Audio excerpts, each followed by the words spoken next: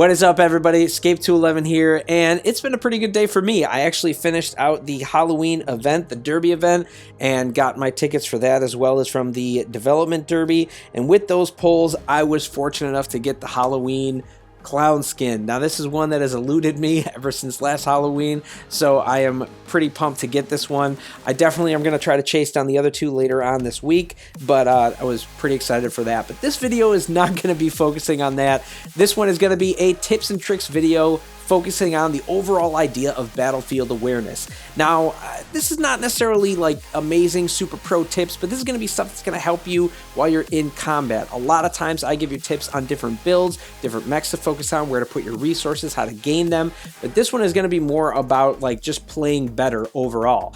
None of this is necessarily going to be like pro level or like stuff you guys haven't seen, but I've actually been surprised that I've talked to some high level players that don't really do some of this stuff or put it regularly into practice or know how to really see when certain things happen, you know, in the battlefield. So I actually thought this was a good topic for everybody. So I wanted to go over some of these key points that I think will be effective for all of us just to be better players overall in any map, any situation, no matter what mech or weapon set you're using. All right, so let's get into it.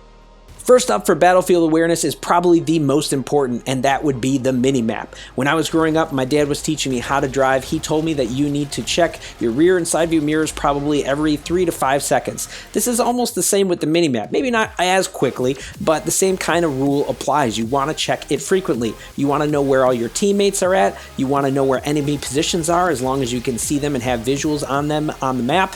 And most importantly, with CPC, you want to make sure that you are controlling 3 territories. Now, you can see sometimes for the enemy, even against AI, they're trying to sneak into the sides and take the back home beacons that I have. And if I let that happen, I can easily lose this match with just a regular CPC match. You know, I've had instances where I'm outnumbered by players where it's like 3 versus 5, 2 versus 5, sometimes even 1 versus 5, and I can squeak out a win because the enemies are not really paying too close attention to the influence, and I'm able to hold 3 or more beacons for the majority of the game. This doesn't happen frequently, but there are definitely times that it happens, and this has to do with watching the minimap against your opponents. If you don't, you can easily have issues like this happen to you and lose matches. You really need to be aware of it, especially for territory control on CPC. Now, in Deathmatch, you don't really have to worry about territory control, but you do want to make sure you are aware of all your opponents and where they are. Hopefully, you can have all 5 on your minimap. If someone on your team is able to see or scout them out, hugely important for you being able to be aware of all your enemies on the map.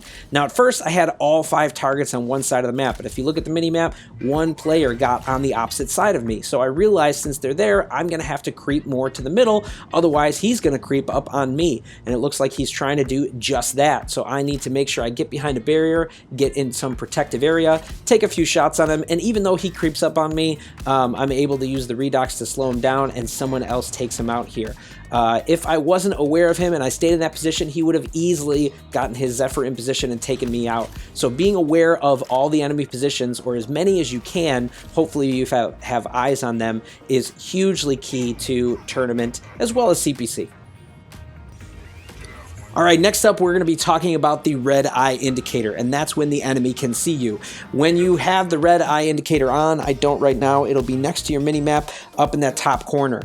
Right now, those guys over there can't see me, even though I can see them, because the red eye indicator isn't on, but now it pops on and they can see me, but I was able to get a surprise attack in on them. The red eye indicator is huge for this kind of stuff. Now, I'm going to be able to take this guy out and help take this guy out, but we were able to keep the center. I got 3 targets out. It was still a good use of that, and I did it while I was pretty stealthy. Now, check this one out. After I spawn here, first of all, I have to deal with this guy, and he makes a smart play by taking out my fence, and his teammate threw him another fence. But as I get behind this structure, I will lose the red eye that popped up, and they're going to be invisible to me in a couple seconds too. So I know that they're right there, so I'm still going to play smart back up here. I didn't have a fence, so I couldn't block myself, and that guy almost killed me. But I'm in the red, and I'm going to go and hide again behind this structure, and my teammate who's in the Arachnos is able to get eyes on that guy down there. Now he's going to try and creep up on me, but since he can't see me, I have the element of surprise. And that is huge because I'm able to get a fence out and get shots at him even after he's used his fence to take him out. And again, I stay behind the structure, wait for the red eye to disappear so they can't see me. And then as this AI comes up and tries to take this capture point, I'm able to get him too. This is a big deal. All right, to be able to get this red eye indicator out of your way. This player was really smart because he had a shadow, pulled stealth mode, and got up on me because obviously when you're in stealth mode, there is no red eye indicator. So he made a smart play to creep up on me when I couldn't see him and took me out. Very well played there. But this is kind of the idea of where you want to play in your favor, the best situations. When your enemy can't see you, you can get surprise attacks on them, and that is usually the difference between life and death in any given match. So building off the mini-map idea, you want to be able to see all 5 enemy dots, all 5 enemy targets at all times while not having the red eye indicator on for you so that you are not visible to them. Being able to have sight on all enemies while also being unseen is hugely beneficial and usually means the difference between winning or losing.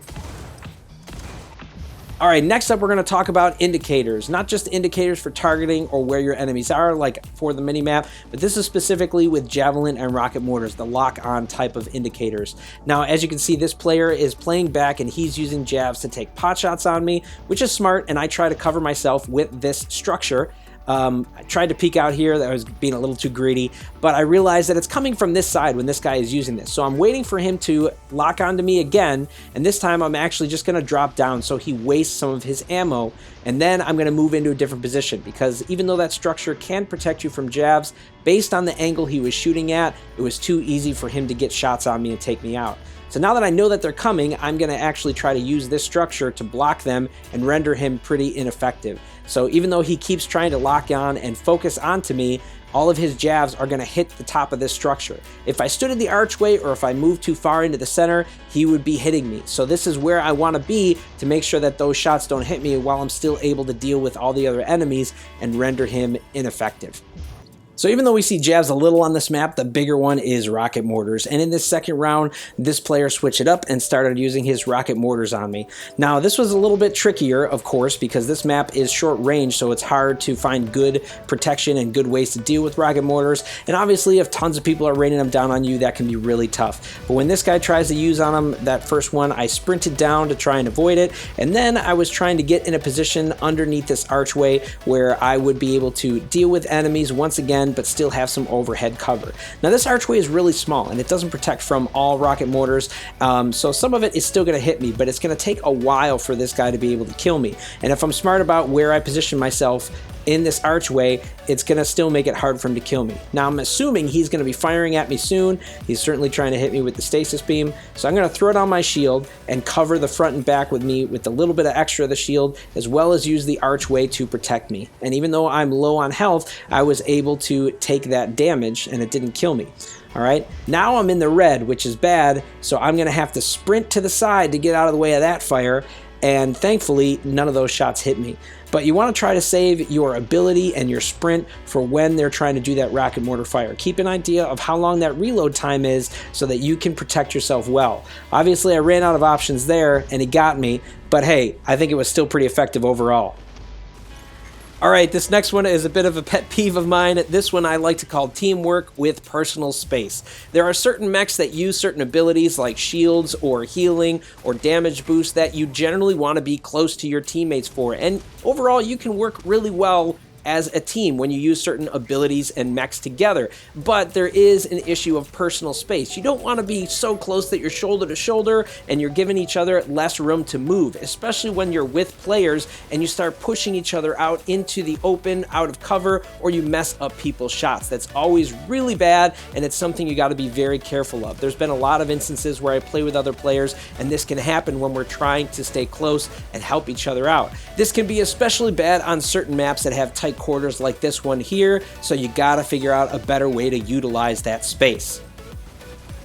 All right, in this next round, you can see where I'm trying to space myself out a little bit better, stay to the side, stay in my lane, or a little bit above the top to give each of us some space. Generally, most maps, especially in team deathmatch, have 3 lanes. So as a general rule, I try not to have more than 2 in one lane area so that you don't crowd each other. Sometimes you have to if lanes get heavy and there's a lot of activity, but that's usually what you want to do. Having 2 working together with abilities and then kind of social distancing like COVID is usually what I find to work the best. So try to keep that in mind, and only move into heavy areas where you have to. Obviously, in areas where there's small alleys or lanes, you have to be even more careful, but if you have wide open space, you can group together a little bit more if you need to. And last but certainly not least is the idea of communication. You definitely want to be good playing solo, but absolutely as you play more, you're going to play with other people and you want to be able to communicate effectively. Now, voice chat is probably the best way to do this, using like Discord or some other app, but if you don't have access to that or can't really do that, you want to use some of these in-game commands from time to time as well to let other players know what you're doing, what you're thinking, so you guys have a strategy. Now, you don't want to spam these, and then they're just, just going to be useless if you do that. So you want to pick the right times, and you want to choose certain targets to attack and gang up on, different times when you need help to be healed, other times when you need a shield to protect you. All these different kind of things are the type of commands that you want to be able to use so that you and your teammates can effectively use these commands. I find even if I'm on voice chat, sometimes I use these because if I can't think right where I am and speak it through voice, it's sometimes easier to just spam that button and get somebody over here to help me. So these are generally very useful tools that you can use even when you don't have voice chat, or even when you do. That is going to be it for this video, guys, and like I said, this is not super pro tips, super amazing, but I do think these are things that everyone should regularly put into practice. I'm hoping that some of you found things that maybe you don't do, didn't realize, maybe new to you, but also just some things you realize, I got to work on that, because I know that even for me, even saying some of this stuff, I don't always do it as well as I should.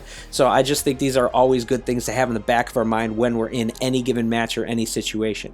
So with that said, this is going to cover all I wanted to on this topic, and if you have certain things you'd like to see in this kind of tips and tricks based series, please comment below, and we will see you out there on the battlefield.